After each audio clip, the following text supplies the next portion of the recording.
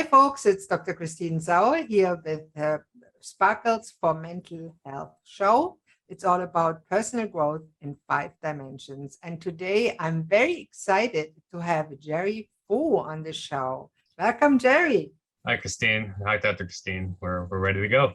Yes, and Jerry says he's a conflict resolution coach who helps Asian American leaders advance in their career and life journeys. And he was a pharmacist and started coaching in 2017 to help other Asian American professionals deal with the conflicts they encounter at work, with their culture, and with themselves. So important. Now, Jerry, welcome again to the show. Tell us a little bit about your story and your journey to becoming a conflict resolution coach. Yeah. You know what they say about callings. You don't choose it. Sometimes it chooses you, right? And so basically, I started off with an interest in healthcare. I know my one of my grandpas had practiced medicine in Taiwan for over 50 years. And then I had uncles and cousins who all went to med school. And so, when I started to get serious about studies, it was just assumed I was next in line. And until I got to college and I got a C in organic chemistry, and that just kind of said, well, I'm just going to take myself out of the running because I was just very pessimistic about my chances to get into med school despite the bad grade. And so the initial pivot was to pharmacy. And so convinced pharmacy school I'd be a good pharmacist, and went to pharmacy school. And that's where the conflict started to come up because my mom had a very different idea of what my career should look like than what I did. And so she didn't want me to struggle with, getting gainful employment the same way my dad did, despite having 2 master's degrees. And so she just said, hey, I want you to work for this chain pharmacy for 20 years, bank away money, and then one day you'll finally get to do what you want. And I said, well, I don't like that plan, but because she was very insistent and I was very conflict averse, right? I just kind of put up with it, and I just lived at home, and I felt sorry for myself until. I think we have to retape that last thing because I forgot to switch my phone off. Whoops. I really apologize. It's okay. So we'll break. And we'll start again as soon as the sensor stays on. Hang on. Yeah, let's start with where your mom, where you studied pharmacist. Okay. Yeah. So sorry about that. Yeah. No, it's okay. Well, interruptions happen, right? People don't realize we're taping. My mom insisted that working 20 years for a chain pharmacy was the best way to achieve the stability that she wanted for me, and that, financial autonomy, and just one day I'll finally get to do what I want because I'll finally have banked enough money away for things. And so after about 5 years of that, I decided I no longer wanted it. And so I didn't work on my career at all, though. So my options to leave the chain pharmacy job I no longer wanted were very limited until I leveraged some network connections to get a teaching job through a pharmacy consulting company I moved to Houston for. And so initially, just being very short-sighted again, I found a company that I was excited about. This was it. Like, I don't need to worry about anything else. And 11 months later, I got fired. And that was the first wake-up call, right? Because I didn't want to admit that I lost this opportunity with this really great company. And now I still need to find another job in order to pay my bills. And so it was very difficult because, I didn't, like, the Houston market is saturated with pharmacy jobs. And so, I was desperate. And so after about 6 weeks of waiting for a job to come up, I stumbled into a job where 4 of my paychecks bounced filling for crooked doctors. And so clearly the owner was ripping me off, and I wasn't even getting paid for it, right? I was jeopardizing my license. And so how do I confront a guy who's doing this to me, right? And no one equipped me for this kind of thing. After about 9 months of chasing down paychecks, I finally got out of that job, and my friends helped me get on with another one that was more legitimate, but couldn't pay me more than 8 hours a week. And so I moved out to Austin, which is about 2.5 hours away, because they said I get more hours there. And so now I have no idea what my life is going to look like. This was 10 years ago now. And then that summer was very key because some friends of mine who run a pharmacy leadership nonprofit said, hey, one of our facilitators backed out and we'd like you to step in to help with our material. Are you interested? And I said, absolutely, because I love this group so much. So teaching leadership kind of changed my mentality about whether or not I could become a good leader. Because before I struggled to have difficult conversations, I struggled to confront people, and I just didn't believe I would ever get good at it. But now that I saw leadership modeled well for me, I said, well, what if I could be a good leader? Now I allowed for that possibility to, develop in my own mind. And so when a full-time manager position opened up in Houston a couple months later, I said, yep, I love my awesome team, but I got to come home. I got to take on this challenge. And so initially, again, just very short-sighted. Oh, let me relax and say, this is the last job I'll ever need. And a year later, I got written up by management because my technicians were not pulling their weight, and I was struggling to write them up, discipline them, or fire them. And they said, okay, their behavior is a problem, and your passivity in dealing with that behavior is also a problem. And so right as my probation period ended, the only reason I got, the company had their funding pulled right as my probation period was nearing its end. And so now I had to really look for another job. And so the only reason I even got an interview with my next company was that I had leadership experience on my resume. And so I tell people, leadership saved my career. And the problem was that even though I have more job options now, I was still sticking with companies that their business models didn't last very long. And so 5 years ago, when my previous employer went under, I said, I'm tired of finding scripts from doctors. I'm tired of dealing with insurance drama, but I love people development. So what if I got into a career in coaching and facilitating leadership material? And so again, very scared of failing rejection. So it's just more of an occasional hobby than anything else. But during the pandemic, I just said, okay, how much longer am I going to put this dream off? And so I said, all right, I'm going to follow the LLC, get the website up, and get some real coach training. And then had to figure out a niche because there are so many leadership coaches out there, right? There's a club for leadership coaches. And so I niched down to say, hey, you know what? I have a heart for Asian leaders that probably have struggles like mine, where your immigrant parents told you one thing, and then what they told you was true wasn't working well at your job or in your or the culture that you're growing up with. How do you deal with those conversations? And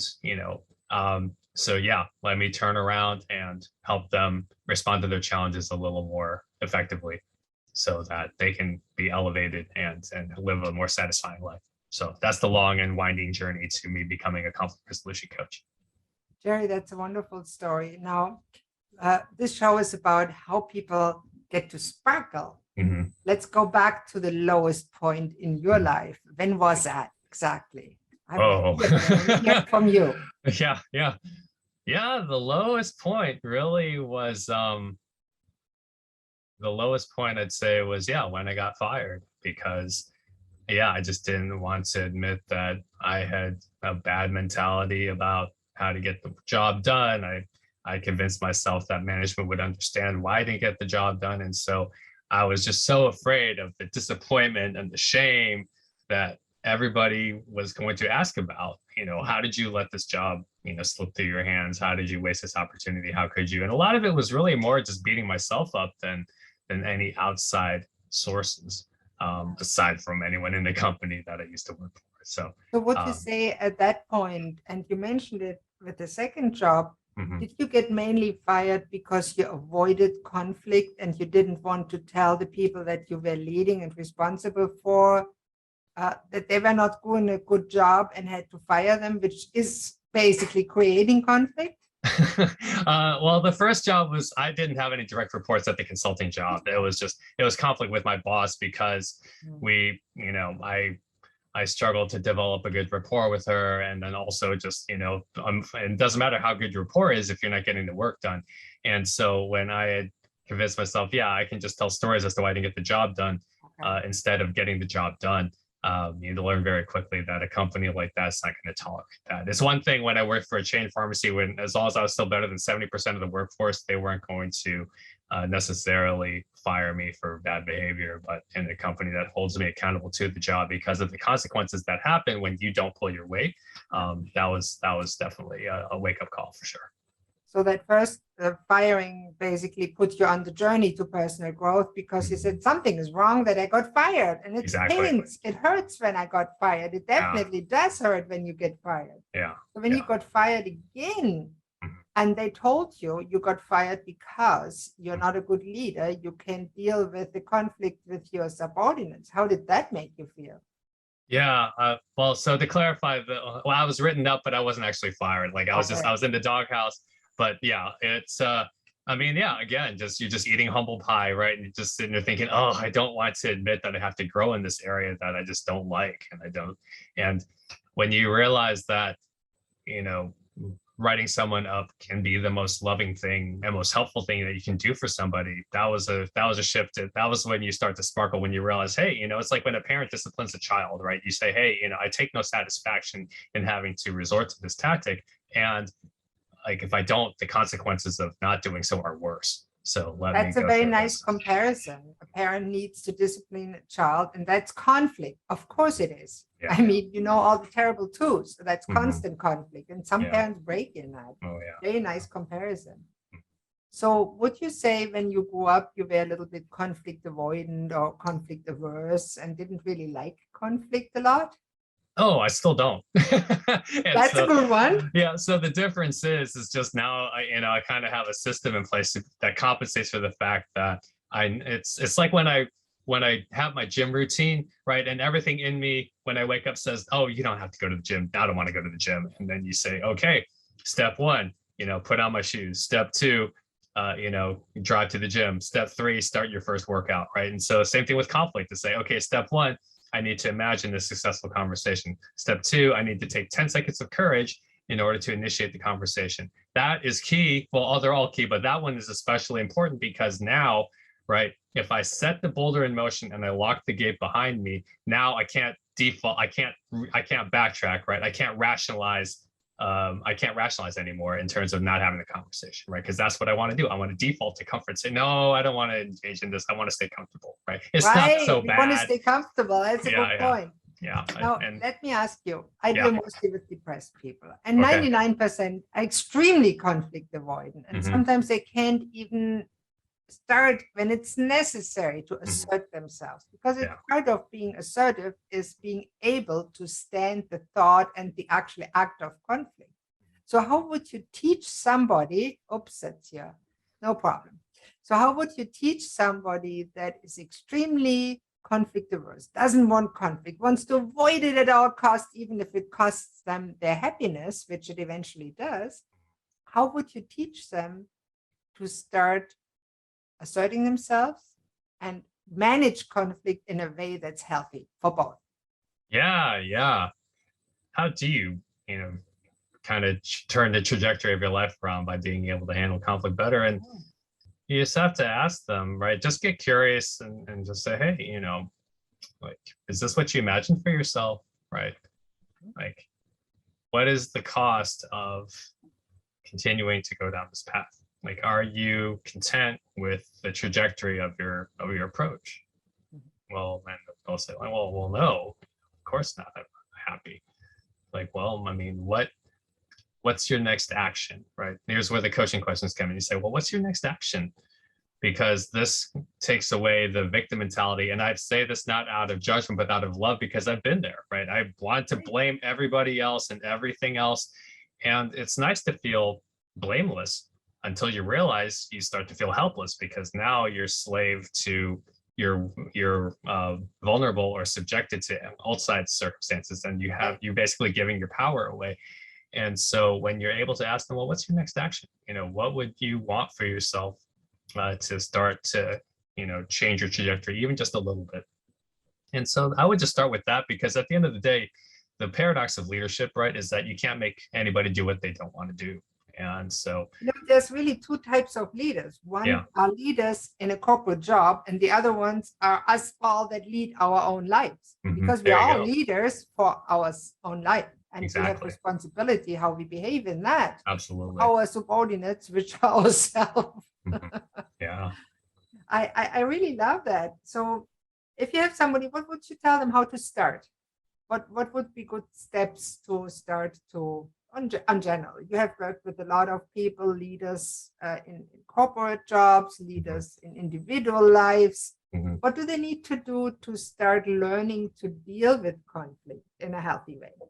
Yeah. So let me take an example from a client, and so this way we can kind of just not just talk in abstract terms, right? Perfect. So let's say I have someone is a good worker, right? She's and a good worker, and then her boss calls her while she's off the clock in the evening, right? She's at a dinner with friends. She sees him call, and then so she doesn't pick up because she's busy with friends. And then the next day, the boss just blows up at her. He's just like, "How dare you? I need you to be available for me no matter what the hours, no matter what the circumstances. If you expect me to believe that you're truly committed to this job, you will pick up the phone whenever I call. I don't care how inconvenient it is for you. If you don't pick up and answer me, I'm going to question whether or not you're really dedicated for this job." Right. Love that And example. Yeah. and so what is the default position for people who don't like this kind of conversation, right? Oh, sorry, boss. Yeah, and in your mind, right, you just need to think, if this guy's being completely unfair, this guy's completely being unreasonable, he's treating me with not a lot of respect, but I don't want to risk getting fired, so I'm just going to kind of take the hit, and hopefully I'll get over it later, right? Yeah. And you can try that. Some people do have that personality where they say, hey, you know what, this guy's just passive aggressive, I choose not to let it bother me. But for a good chunk of us, right, we want to say, no, I want to stand up for myself, right? I want to stand my ground and make sure that I feel like I don't compromise my dignity or the level of respect in this case, right? So, and even those people that maybe initially don't say nothing, if that happens often enough, they come to a point where all that internalized anger and stress eats them up. They get depressed, stressed, frustrated. yeah. That's who I see that. But Yeah. go on. How? Because they have to learn, Yeah. navigate conflict better. So how do Yeah. they do? Go on. Yeah. That's a So good example. Real yeah. good. Yeah. So thanks. Yeah. So, and this happens all the time, right? Even I didn't make this up. Like, this is based off real events. And so, Yeah.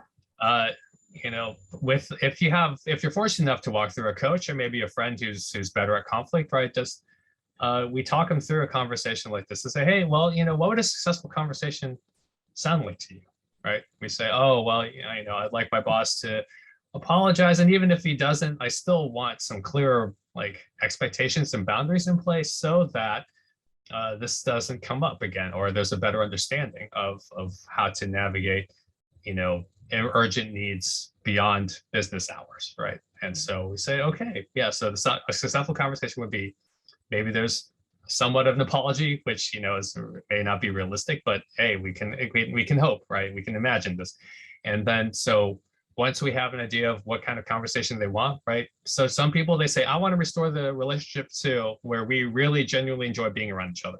Okay, great. Other people say, I really just want to find out what the safe areas are, and that way I know to stay away from the other stuff that might upset him or upset me. And then other people say, I just want to leave the job on good terms and not burn any bridges, right? So you need to decide which level you want. Then, right, step two, as I've kind of hinted at in my framework, 10 seconds of courage. Hey, like, send that email, send that text, pick up the phone. Hey, boss, I'd like to discuss how to best, be the employee that you need me to be, because after what happened, I don't want that to happen again, right? Frame it for their benefit to say, hey, I really don't want to be on your bad side, right? And so I'd like some clear expectations, or say, you don't even have to be that specific, right? Just say, hey, can we talk about how to be the best employee for you? Well, yeah, of course, right? Who's going to turn that down? Okay, all right. So now you've got things set in motion. You have an idea of what the conversation could be. So step three, now let's script your critical phrasing, right? Let's say, okay, you want to identify, hey, I'm sorry things aren't better between us, right? You don't have to take responsibility for his actions. You don't have to overcompensate. You don't want to blame anyone. Just acknowledge that things are broken.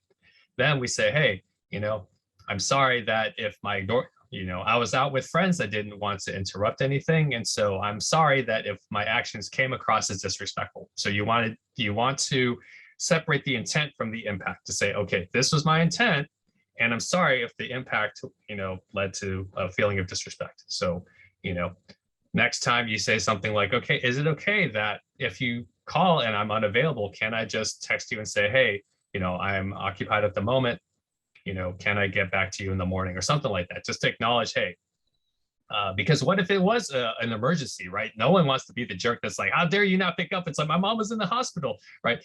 Like you don't want to be that, but just say, hey, look, if there's an urgent situation, he doesn't have to go into specifics. Just say, hey, look, at the point is I'm unavailable when you call, but let me acknowledge, hey, I'll address it in the morning or whatever. Mm-hmm. And then you want to not only script these things, right? Get them out on paper, right? Just don't let them rattle around in your head. You want to organize your thoughts, organize his possible rebuttals, and then organize your response to those rebuttals. And he's like, well, I need you right here. And you can ask him, well, boss, how much do you realistically expect me to handle, that late at night, right? The best time for me to handle it is in the morning when I'm actually at the office or something like that, right? So, I will take care of it first thing. So just, again, show him, hey, I know you want something right now, and, the best, let me handle it in the morning when I can actually do something about your request, right? So things like that. And we walk people through these things. And then finally, rehearse these things, right? Don't just write them down. Hey, practice in front of a mirror, right? Role play with the friend. Hey, let me make sure I don't trip over my own words. Let me iron out my phrasing. And then finally, hey, step 5, just follow through, right? Because the cost of inaction, that you don't want to settle and sit with resentful, right? You don't want to think, oh, like I want to just leave this job. And maybe it is a toxic environment that you should leave, but if you keep leaving, that is not a good pattern to set in motion. So things like that, I would say. So that's really important to learn. And what do you think is the most important thing for people to learn when it comes to conflict resolution?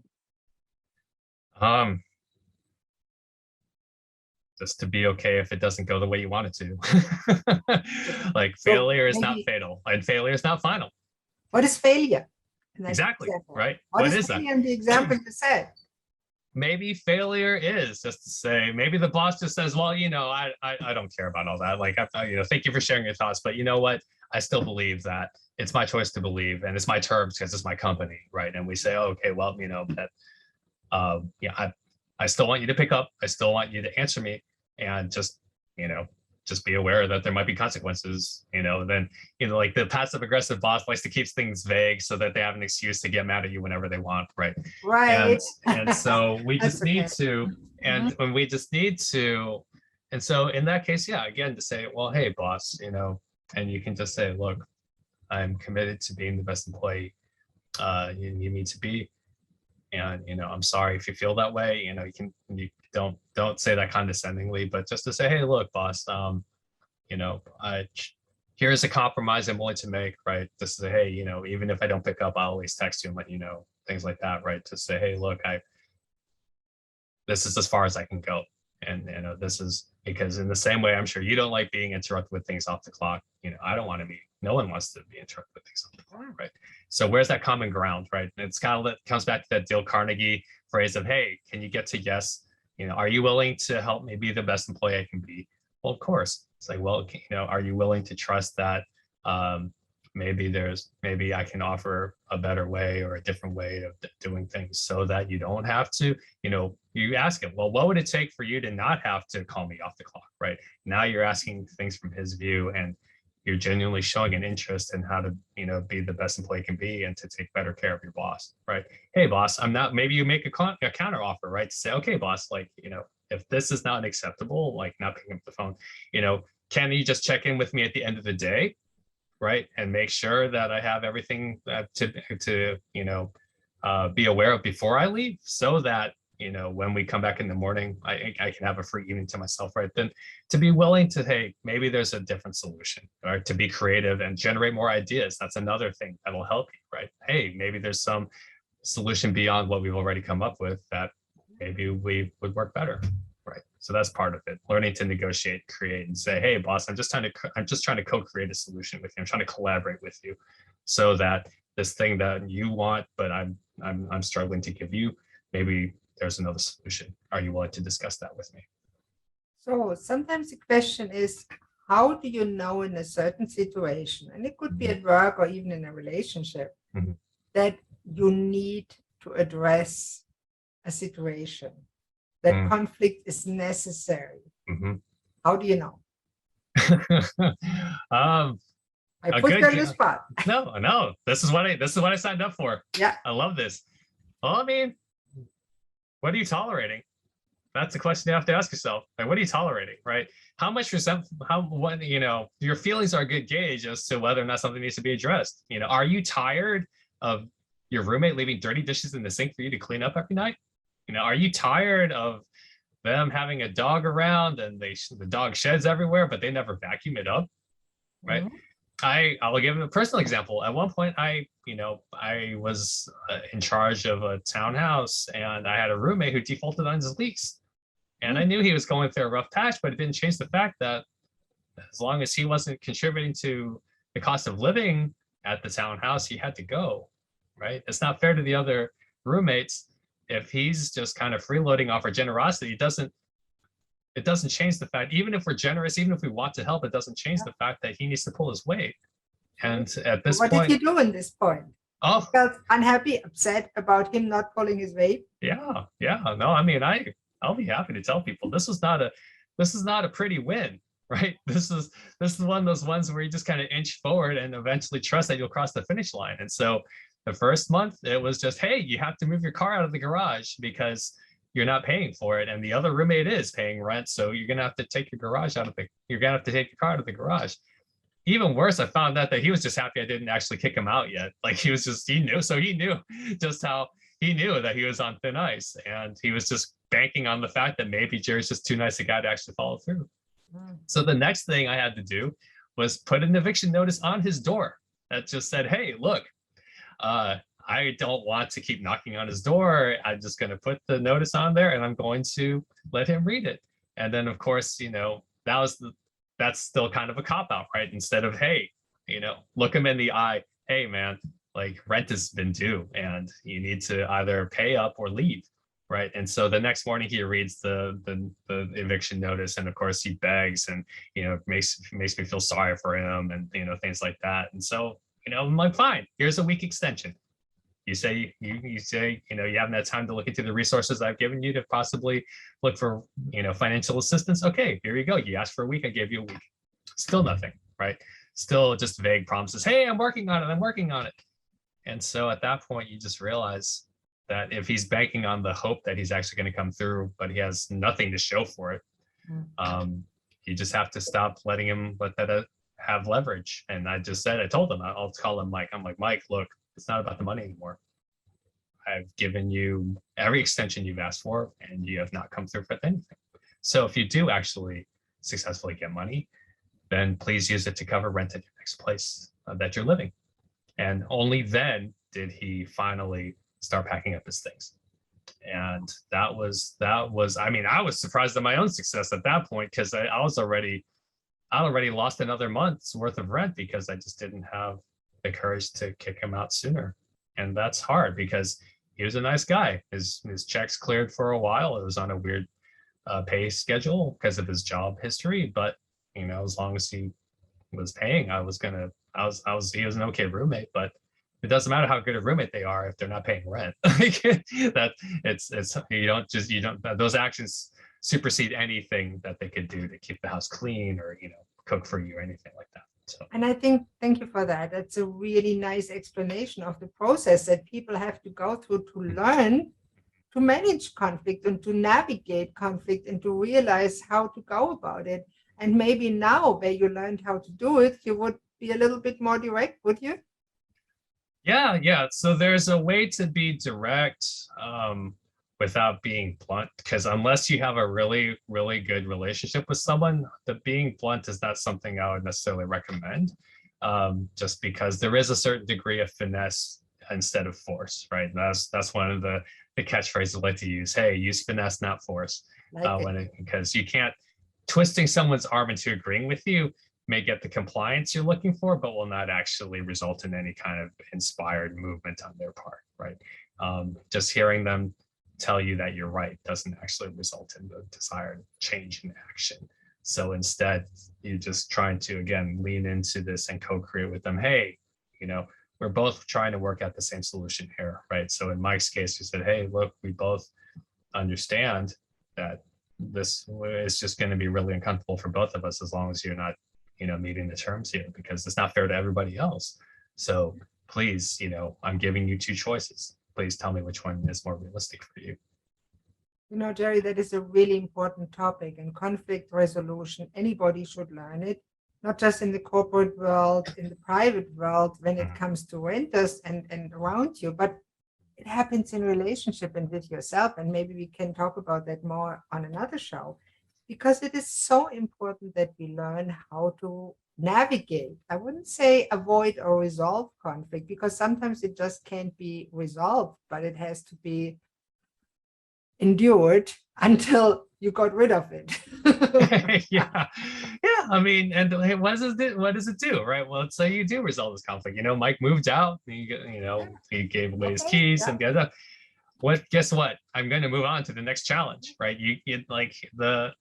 This doesn't end, and it's not meant to exhaust anyone or discourage anyone. Just understand, the sooner you clear one challenge in self-development or otherwise, the sooner you can move on to the next challenge. And it takes courage. You said that. And the more often you do and try and learn to navigate it, the more courage you build up. Yeah, absolutely. So if somebody is in a position and they want to learn how to resolve conflict, and they would like to contact you, work with you, maybe, how could they contact you? What would it be the best place? And of course, your name and the others will be under the video and in the details of the audio. Yeah. Curious. Certainly. The website you can check out is www.adaptingleaders.com. And from there, you can book a complimentary 30-minute call. Just, hey, tell me what you're working on. Let's see if I can offer any tips. There's also a free guide you can download with the framework that we talked about in this episode. So that's adaptingleaders.com/guide, GUIDE. Feel free to check that out and leave that as a reference. And, maybe you read that and say, hey, you know what, Jerry, I'd like to, delve into this framework a little in more detail with you, or you could just check out the free blog where I summarize useful, interesting leadership books and offer other tips. And I promote other podcasts that, have interesting people and stories and things. But yeah, that's the best way to get in touch with me, adaptingleaders.com. Thank you so much, Jerry. That is awesome. And I recommend all of my listeners to go there if they ever want to learn to resolve conflict. Who doesn't? Seek out Jerry. And one question to end it. What would be one sentence you said the most important thing anybody needs to know to be able to resolve conflict?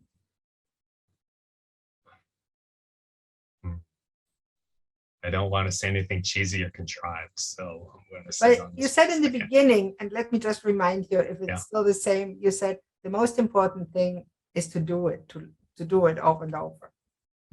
Yeah. So remember, I'll tack on to that, right? As John Maxwell once said, experience isn't the best teacher. Evaluated experience is the best teacher. So don't just charge ahead, get through this conversation and fail and say, well, I tried. It's like, hey, if the plane crashed, open up the black box and do the work of going through all that, right? One thing I hated as a kid, whenever I got a bad grade on a test or something, my dad would say, okay, we have to look through everything. And I was like, oh, I don't like this, because I knew also I was afraid of his tone, that he was just going to get mad and feel like I should have done better. But with a compassionate parent, right, to say, hey, okay, son, we don't have to be afraid of failure. I'm not going to shame you. I'm not going to think you're incompetent. I just want you to learn from this. So let me help you learn from this. I still love you. I will always love you. And in my love for you, let's do the hard work to make sure you don't have to deal with these problems again. Wow, Jerry, that is a wonderful sentence to the end. Do it all with love and fail forward, and joyful failing, learn from your failures. And of course, we all make mistakes. That's why the eraser at the end of the pencil. And thank you so much for being on the call today, Jerry. It was a pleasure to have you on the show. Well, thanks for having me.